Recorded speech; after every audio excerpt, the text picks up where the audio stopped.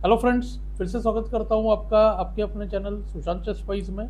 आज का टॉपिक है हमारा कैलकुलेशन के ऊपर, और हम ऐसे पोजीशंस देखने जा रहे हैं जो थोड़े से अलग है, अनयूजुअल है।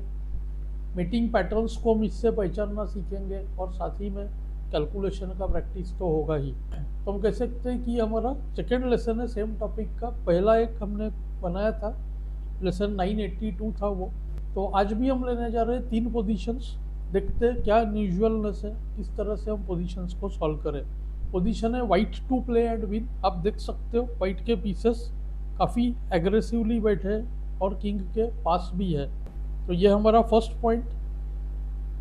किंग के पास अटैकर्स ज़्यादा होने से मैं हमेशा बता चुका हूँ कि हमारा कॉम्बिनेशन का चांस या मीटिंग अटैक का चांस बढ़ता है।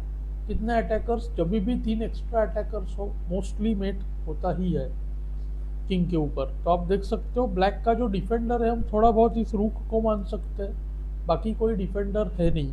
कैंडिडेट मूव्स देखिए क्या निकल के आ रहे। एक है हमारे पास, देखिए नाइट H5 चेक, सबसे ऑब्वियस मूव। पर ब्लैक के पास 2 या 3 ऑप्शन है। Firstly GH, rook check, king H7, queen check, KH8 के बाद कुछ फोर्स नहीं है। सेकंड ऑप्शन है देखिए नाइट E8 चेक, इसको जस्ट देखिए रूक E8, F7 सपोर्टेड है, क्वीन चेक, KG8, यहाँ भी कुछ फोर्स नहीं हो रहा है। और तीसरा कैंडिडेट मूव है क्वीन H6 चेक। मुझे पता है काफ़ी लोगों ने सोचा होगा, काफ़ी लोग क्या करते हैं, क्वीन H6 चेक तो देख लेते हैं, उसके बाद किंग टेक्स H6 को रूक H3 चेक भी ज़्यादा से ज़्यादा लोग देख लेते हैं। लेकिन उसके बाद KG5 के बाद जब किंग G5 पे आएगा, यहाँ पे पता नहीं चलता है क्या करें। क्योंकि आप देखो नाइट से अगर हम चेक दें तो किंग F4 से भागेगा, E4, F4 इन स्क्वायर्स पर अटैक हो जाएगा। पर यहाँ पे वाइट ने देखिए क्या देखा, queen H6 check, king H6, RH3 check, of course KG7 को रूक H7 मेट था, तो किंग G5। और अक्सर जब जैसे होता है कि जब भी फोर्स लाइन्स हो, उसमें अगर हमें ना मिले तो वेटिंग मूव होता है। तो यहाँ पे अनयूजुअलनेस इस कॉम्बिनेशन का क्या था, क्वीन सेक्रीफाइस के बाद फोर्स मूव्स थे, लेकिन बीच में है देखिए वेटिंग मूव, रूक F1। देखिए ब्लैक किंग जो है मेटिंग नेट में फंस चुका है। मेटिंग नेट यानी ऐसा सिचुएशन जिसमें मेट होने वाला है, थ्रेट है, और बचाने का कोई रास्ता नहीं है। 2 थ्रेट्स है। एक तो देखेंगे अगर नाइट E4 थ्रेट है, यानी कि अगर बिशप C6 करें नाइट E4 रोकने के लिए, तो देखिए नाइट H7 चेकमेट होगा। और अगर रूक H8 करे नाइट H7 रोकने के लिए, तो देखिए नाइट E4 चेकमेट होगा। तो इस चेकमेट का कोई डिफेंस नहीं था। चलते हैं अगले पोजीशन पर। यह हमारा सेकंड पोजीशन बहुत ही इंस्ट्रक्टिव पोजीशन है। देखिए पोजीशंस बहुत डिफिकल्ट नहीं है, लेकिन पैटर्न्स पहचानते कैसे ये मैं सिखा रहा हूँ। अलग अलग पैटर्न्स बनेंगे, सेम टाइप का नहीं होगा। देखिए दोनों बिशप्स बहुत ही पावरफुल है, और ये पैटर्न देखिए बहुत ही यूजफुल हो सकता है, काफ़ी अनयूजुअल सा है। कैंडिडेट मूव्स फिर से आप देख रहे होंगे, ऑलरेडी आप हमेशा गिनिएगा 4 अटैकर्स है हमारे पास। इस बार ऐसा लगता है कि ब्लैक की क्वीन और नाइट ये भी काफ़ी अच्छा डिफेंस कर रहे हैं।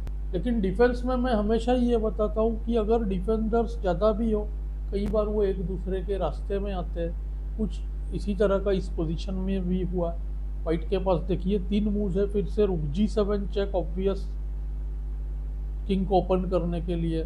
दूसरा देखिए बिशप F6, G7 का जो डिफेंडर था इस नाइट को हटा रहे, पर देखिए नाइट F6 के बाद कुछ नहीं होगा, रूक G7 को QG7, और रूक G7 QG7 के बाद भी देखिए आप बिशप F5 किंग H8 के बाद पोजीशन में आगे कुछ हो नहीं रहा है।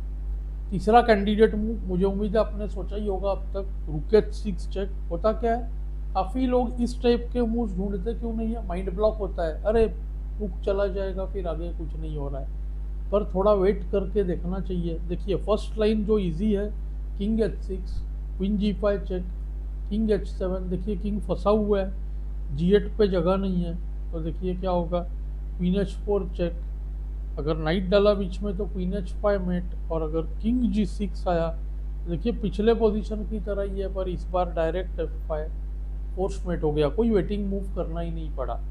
और ज़्यादा डिफ़िकल्ट जो लाइन है वो देखिए G टेक्स H6, जो काफ़ी लोग इसके आगे नहीं ढूंढ पाते, सोचते अब तो किंग के पास जगह हो गया, लेकिन देखिए कितना अच्छा पैटर्न बन रहा है। Q G8 check, king has no place या लेस प्लेस, उसमें सेक्रीफाइस चेक सोचना ही चाहिए। Knight takes force line opening किया हमने और बिशप F5 चेकमेट। डिकॉय हुआ, नाइट से हमने देखिए G8 का स्क्वायर बंद कराया इस किंग के लिए, और दूसरा इस नाइट ने देखिए बिशप का रास्ता ओपन किया, तो क्लियरेंस भी हुआ और डिकॉय भी हुआ।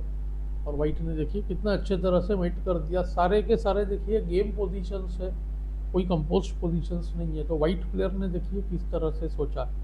चलते चलिए थोड़े से मुश्किल और आज के तीसरे पोजीशन पर।